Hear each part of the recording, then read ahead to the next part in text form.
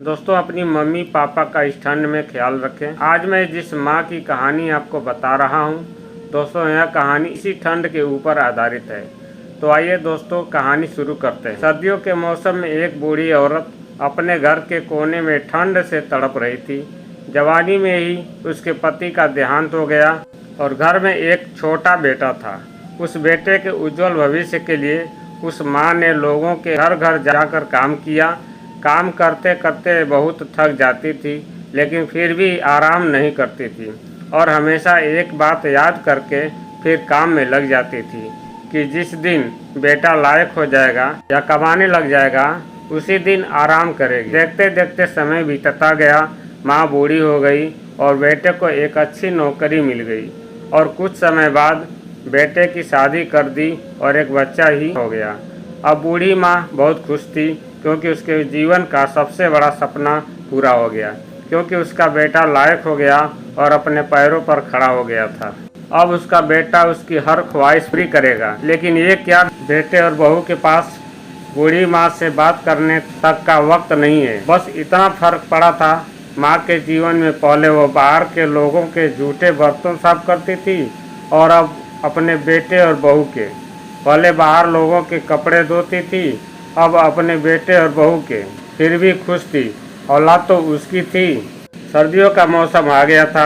एक टूटी चारपाई पर घर के बिल्कुल बाहर वाले कमरे में एक फटे पुराने कंबल में सिमट कर लेटी थी और सोच रही थी कि आज बेटा आएगा, उससे कहूँगी कि तेरी माँ को रात को ठंड लगती है, एक नया कंबल लाकर दे दे। शाम को बेटा जब घर आया तो माँ ने अपने बेटे से बोला, बेटा ठंड बहुत है, मुझे बहुत ठंड लगती है और बात ठंड की नहीं है, मैं बूढ़ी हो गई हूँ, शरीर में जान नहीं है, फटे हुए कंबल में ठंड रुकी नहीं है, एक कंबल लाकर दे दे। बेटा गुस्से से बोला, माँ इस बार घर के राशन में, बच्चों के एडमिशन में और बिजली के बिल में बहुत ज़्यादा खर्चा हो गया है। कुछ पैसे हैं जो कि बच्चे का स्वेटर लाना है, तेरी बहू का शॉल लेके आना है। तुम तो माँ घर में ही रहोगी, तुम तो सहन कर सकती हो, हमें तो बाहर जाना होता है कमाने के लिए। बस माँ 2 महीने की सर्दी निकाल लो, अगली सर्दी में आपको नया कंबल ला कर दूँगा।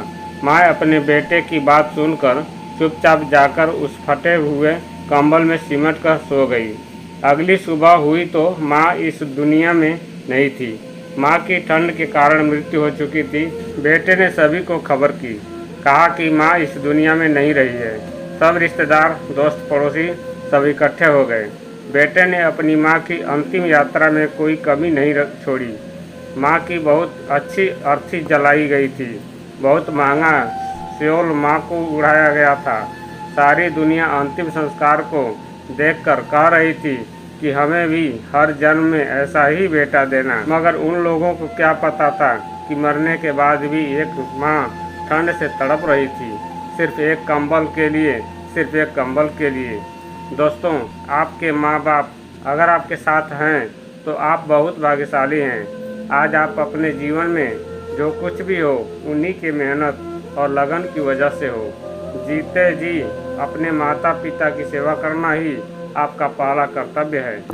दोस्तों, अगर ये कहानी आपको पसंद आई तो अपने दोस्तों को शेयर करें और अगर आप चैनल पर नए हों तो APS वॉइस स्टोरी चैनल को सब्सक्राइब करें और नोटिफिकेशन बेल को ज़रूर दबाएं और साथ में अपना और अपने परिवार का ख्याल रखें। हैं एक नई कहानी के साथ, तब तक इजाज़त दीजिए।